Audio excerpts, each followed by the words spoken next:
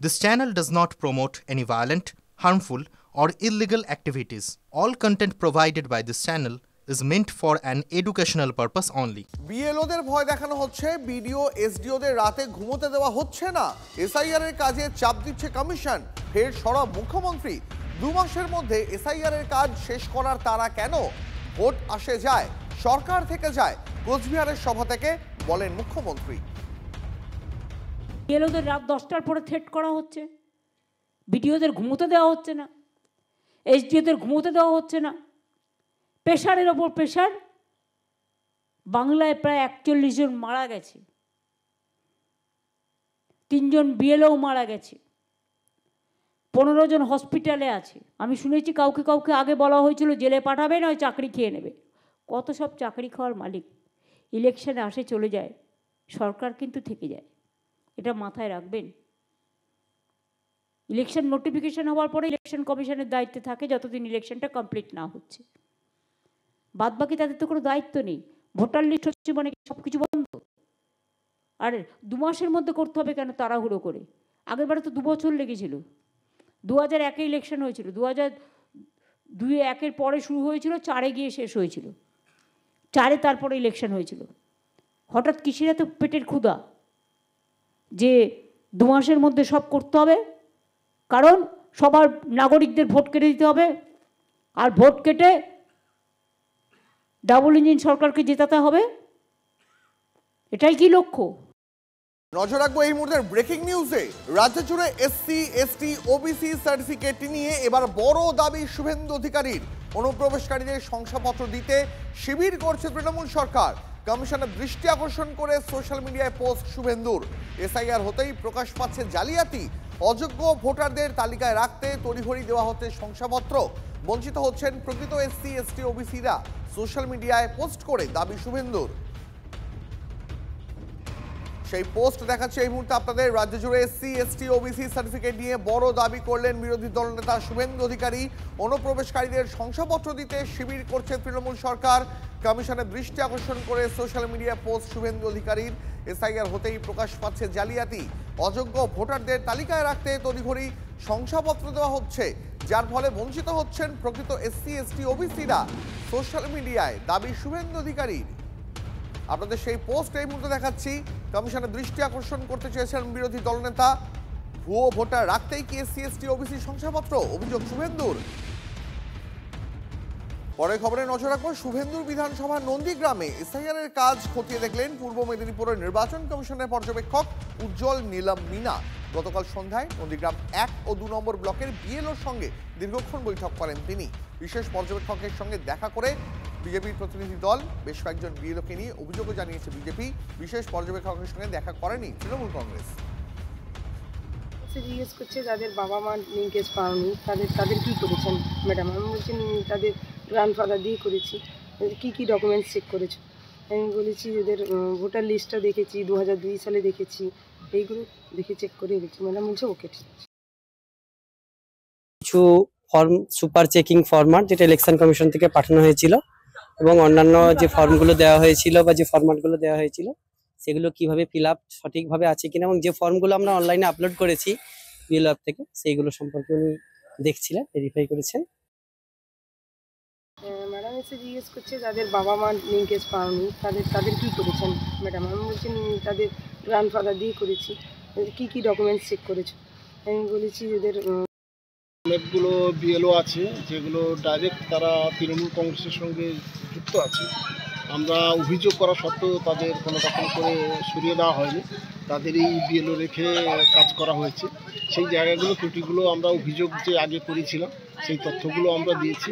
এছাড়াও বেশ কিছু বুথে আছে যেগুলো মৃত ভোটার বা শিফটিং ভোটাররা আছে, একই ভোটার দাঁতপুর অঞ্চলে আছে, কেন্দ্রবাড়ি অঞ্চলে আছে, সেই তথ্যগুলো আমরা এখানে তুলে ধরছি।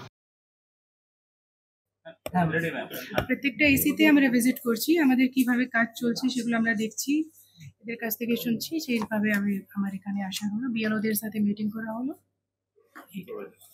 বিএলও সুপারভাইজার এই আরো এদের সাথে সবার সাথে মিটিং হলো। কোনো অভাব অভিযোগ পেয়েছেন কিনা সেরকম দেখতে পেলাম না।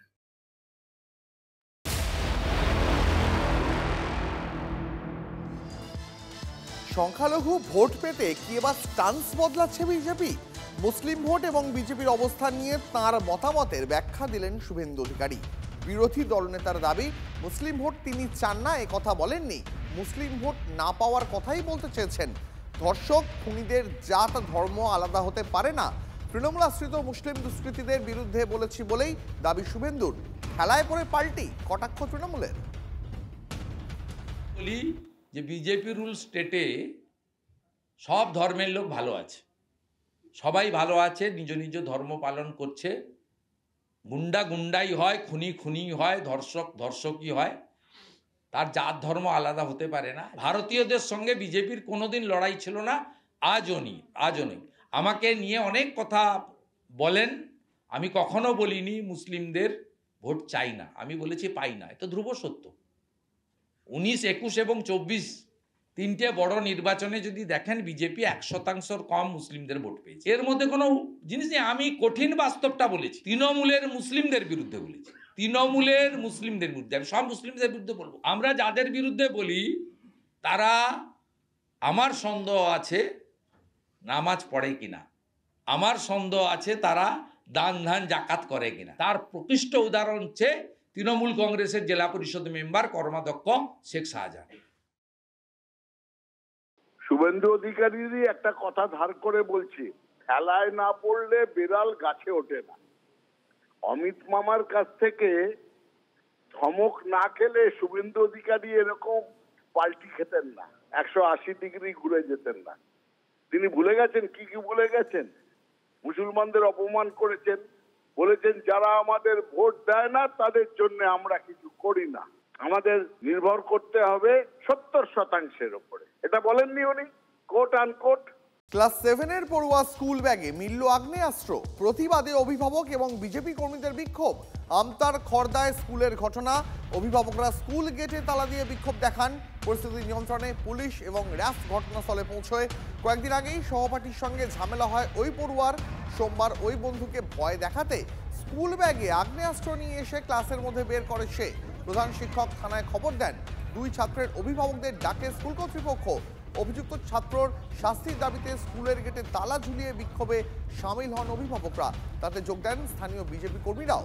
পুলিশ জানিয়েছে পাখি মারার বন্দুক নিয়ে স্কুলে আসে ওই পড়ুয়া।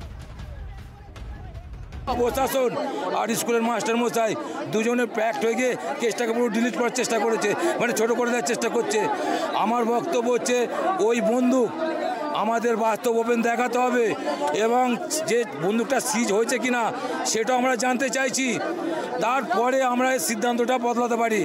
এবং ছেলেটাকে ছেড়ে দিয়েছে, আজকে কালকে তো ও যে কাউকে মারতে পারে। এই বিষয়টা আমাদের এখতিয়ারেও নয় এবং আমরা এই বিষয়টা বুঝিও না। আমরা শিক্ষা জগতের লোক, তাই আমরা সরাসরি এটা আমাদের যে লোকাল পুলিশ স্টেশন আমতার চন্দ্রপুর ফাঁড়ি, সেখানে মাননীয় আধিকারিককে খবর দিই।